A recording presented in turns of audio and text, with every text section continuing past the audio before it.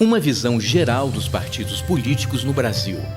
Este é o tema que será abordado a seguir pela professora Leani Barreiro Lemos, cientista política que trabalha no Senado Federal.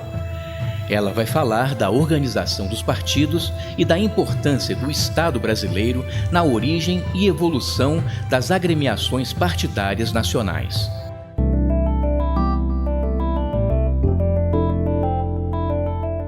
Os partidos políticos se diferenciavam pouco no século XIX e mesmo no início do século XX.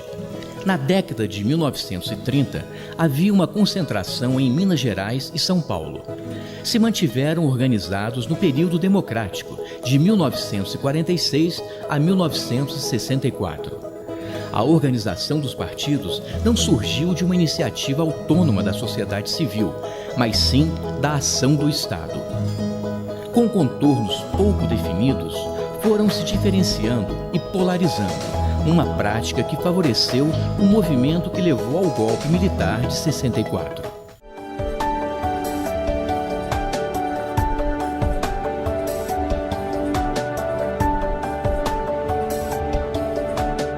Os partidos políticos eles têm dois papéis organizadores principais.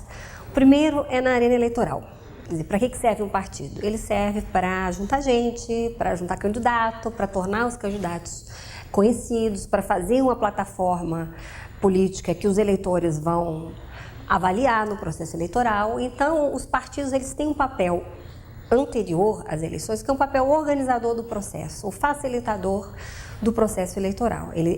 O papel principal é organizar essas lideranças, né, os candidatos, e torná-los conhecidos. Né? Assim surgiram os partidos políticos, como máquinas, como a gente conhece hoje. E existe um papel também do partido político, ele é após as eleições, que é um organizador de negociações, de conflitos, de decisões sobre políticas públicas, né, sobre avaliar, decidir quais serão as melhores, quais que serão implementadas, como serão implementadas. Então tem um papel eleitoral e tem um papel na arena decisória também. O que a gente tem no Brasil? Antes de 46, você tem alguns períodos, né? No século XIX, a gente tem que lembrar que a democracia no Brasil não era uma democracia de massa, era uma democracia de muito poucos. Os partidos eles se diferenciavam um pouco, porque eles espelhavam também aqueles eleitores que também não se diferenciavam muito. Eram proprietários, ou proprietários de terra, ou profissionais liberais urbanos, mas os interesses não eram tão antagônicos quanto eles passam a ser realmente uma democracia de massa. Então, no século XIX, você tem no Império, por exemplo, você tem conservadores, os liberais, mas eram os dois escravagistas. Não tem... havia algumas diferenças, obviamente, em relação à participação da igreja, a separação Estado e igreja, mas eram muito parecidos. Já na República Velha, o que você vai ter é uma regionalização de partidos políticos, mas você ainda não tem essa ideia dos partidos políticos nacionais, né? Especialmente ali já na década de 30, o Partido Paulista, o Partido Mineiro, que vão se consolidando como grandes forças políticas. A principal característica dos partidos é essa característica regional, de agregar interesses regionais. Você tinha alguns partidos, como o Partido Comunista Brasileiro, a Ação Integralista, que eram ideológicos, eram organizações programáticas ideológicas, uma direita aliada ao fascismo e outra à esquerda aliada ao comunismo. Mas, de toda maneira, o arranjo partidário que predominava era o arranjo regional. Só então, a partir de 46, que você vai ter um sistema partidário mais organizado. Mas, em todo esse processo, o que chama a atenção dos pesquisadores de partidos políticos, dos estudiosos, é a centralidade do Estado como indutor e formador do sistema partidário. Quer dizer, mais do que na Europa, o Estado aqui teve um papel muito importante para a organização dos partidos políticos, e especialmente no Brasil, e isso, após 46, vai ficar ainda mais visível.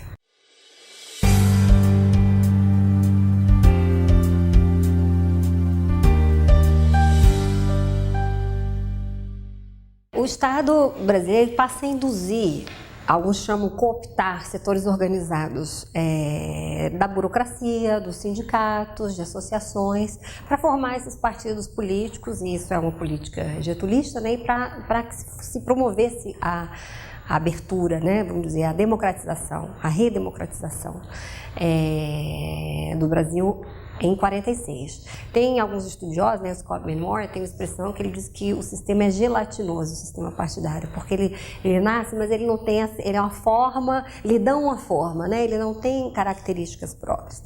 E aí, nesse novo sistema que surge, claramente você tem uma visão antigetulista, que é da UDN, e os getulistas, que são o partido PTB, a autoburocracia, e o PSD, que é formado por profissionais liberais, setores urbanos, etc.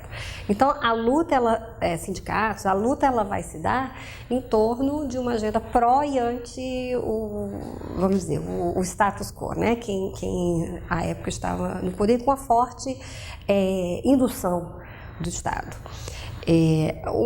Durante esse período de 46 a 64, o que muitos estudiosos desse período eles falam que houve?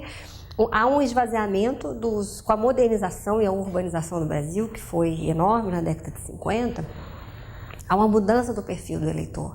Deixa de ser aquele país, e com a expansão das franquias, né, há uma expansão do eleitorado e o país ele muda de cara.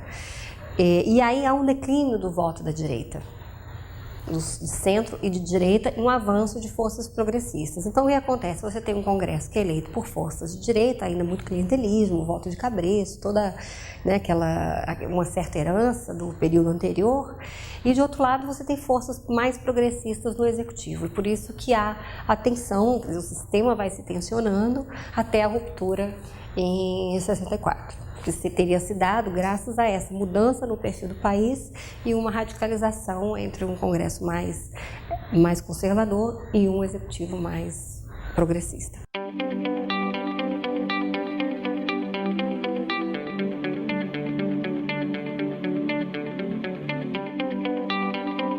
Durante o período militar no Brasil, as eleições não foram abolidas, nem os partidos políticos. O que houve foi o cerceamento das liberdades.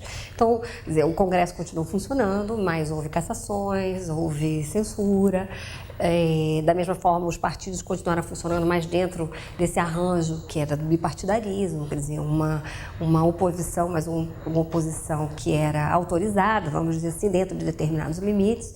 Ou seja, durante de 64 a 85, vamos dizer, não houve uma radicalização da supressão de liberdades, mas também não era uma democracia. Então, eu acho que o aspecto importante que a gente tem que ressaltar, tem que salientar, é que para você ter uma democracia, não é necessário só, o requisito único não são só as eleições ou a existência de partidos políticos, você tem que ter um arcabouço legal, jurídico e um ambiente que favoreça a liberdade de associação, a liberdade de participação, a pluralidade dos meios de informação, né, das fontes de informação.